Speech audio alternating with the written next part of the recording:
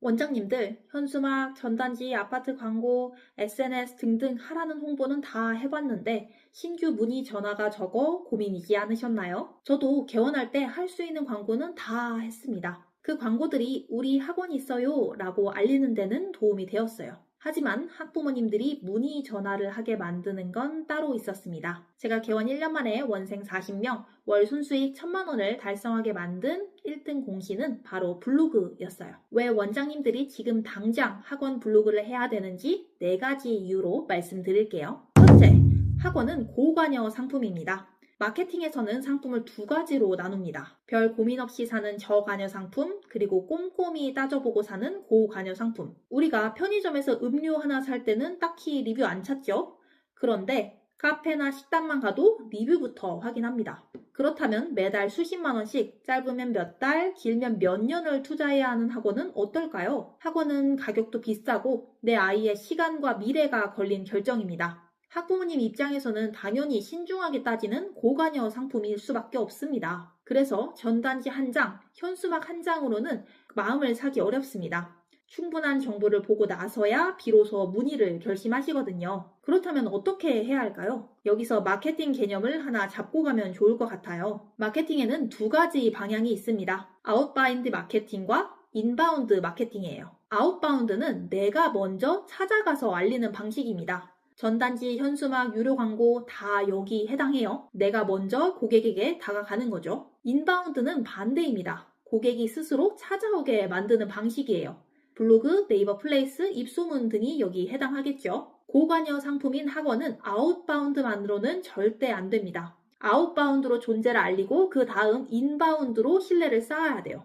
이 인바운드의 핵심 도구가 바로 블로그입니다. 첫째, 홍보의 종착지는 블로그입니다. 지인 추천을 받았든 전단지를 받든 당근마켓에서 발견했든 학부모님들은 최종적으로 반드시 네이버의 학원 이름을 검색합니다. 고관여 상품이니까요. 광고는 관심을 만들고 블로그가 그 관심을 신뢰로 바꿔줍니다. 제가 최근에 경험한 일입니다. 지난 일주일 동안 3분의 학부모님들이 방문 상담을 오셨어요. 그런데 3분 모두 이미 등록을 결정하고 오셨더라고요. 블로그 글을 읽고 신뢰가 쌓인 상태로 오신 거예요. 덕분에 상담이 훨씬 편하고 훈훈한 분위기에서 진행되었습니다. 이게 블로그가 종착지인 이유입니다. 어떤 경로로 우리 학원을 알게 되셨든 블로그가 없으면 그 관심이 등록으로 이어지기 쉽지 않아요. 반대로 블로그가 잘 되어 있으면 상담이 설득이 아니라 확인이 됩니다. 그래서 저는 유료 광고를 할 때도 반드시 블로그 주소나 QR코드를 같이 넣습니다. 네이버 플레이스에도 블로그가 바로 보이게 상단에 걸어두었고요. 어디서 오시든 블로그로 연결되는 구조를 만드는 거죠. 셋째, 블로그는 우리 학원을 위해 24시간 일하는 직원입니다. 현수막이나 전단지에 쓰는 비용은 한 번 지불하면 며칠 만에 사라집니다. 날씨 나쁘면 전단지는 그냥 버려지고 현수막은 기간이 끝나면 내려와요. 내가 돈을 쓰는 동안에만 존재하는 거죠. 반면 블로그에 공들여 올린 글 한 편은 쓰고 나면 제가 자는 동안에도 수업하는 동안에도 상담하는 동안에도 계속 일합니다. 누군가 우리 학원을 검색할 때마다 그 글이 저 대신 나가서 인사를 드리는 거예요. 그리고 전화나 문자로 문의가 오면 저는 반드시 블로그 글 링크를 답장으로 보내드립니다. 상담 전에 우리 학원의 수업 방식, 원장 철학을 미리 읽고 오실 수 있게요. 블로그 글 하나가 제가 매번 반복하던 20분짜리 설명을 대신 해주는 거죠. 이게 24시간 일하는 직원의 실체입니다. 1인 학원이 수업하랴, 상담하랴, 세금 처리하랴, 청소하랴 정말 할 게 너무 많잖아요.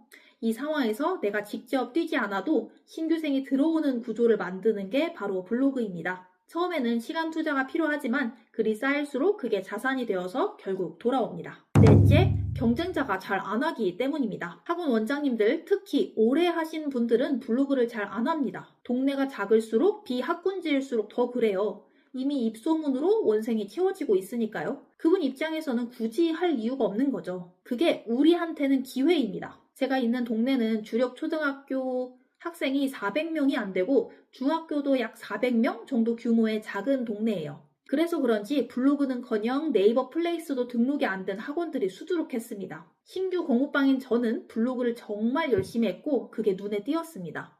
학부모님들이 이런 말씀을 직접 해주셨어요. 블로그를 보니까 원장님의 철학에 공감이 되어서 오게 되었어요. 멀긴 한데 믿고 맡길 수 있을 것 같아서 왔어요. 원장님의 그 뜨거운 교육 철학, 아이들을 향한 진심, 수업 방식, 짧은 광고에는 담기지 않습니다. 동네 학원들이 블로그를 안 할 때 가정한 진심을 먼저 기록해 보세요. 학부모님들은 똑똑한 학원보다 내 아이를 믿고 맡길 수 있는 원장님을 찾고 계십니다. 그러니 원장님 동네 학원들을 네이버에 검색해 보세요. 블로그가 거의 없다면 지금이 기회입니다. 내가 먼저 시작하면 그냥 이겨요. 블로그가 많다면 그것도 답은 똑같습니다. 우리도 당장 해야 합니다. 이미 블로그로 신뢰를 쌓고 있는 경쟁자들 사이에서 블로그 없이 버티는 건 무기 없이 전쟁터에 나가는 것과 같습니다. 글솜씨가 없어도 괜찮습니다. 완벽하게 쓰려고 애쓰지 마세요. 오히려 그 완벽주의가 원장님의 시간을 뺏는 범인일 수 있거든요. 요즘에는 AI가 워낙 잘 돼 있어서 글감만 있다면 그 생각을 글로 옮기는 고된 작업은 쉽게 끝날 수도 있습니다. 그 구체적인 방법도 앞으로 10개의 학원 마케팅 영상에서 다룰 테니 끝까지 함께 해주세요. 다음 2탄 영상에서는 블로그를 열심히 하는데 왜 문의가 안 올까요? 라는 분들을 위해 지금 학원 블로그가 제대로 되어 있는지 바로 확인하실 수 있는 자가진단 체크리스트를 드릴게요. 그럼 다음 영상에서 뵐게요. 지금까지 뉴디였습니다. 감사합니다.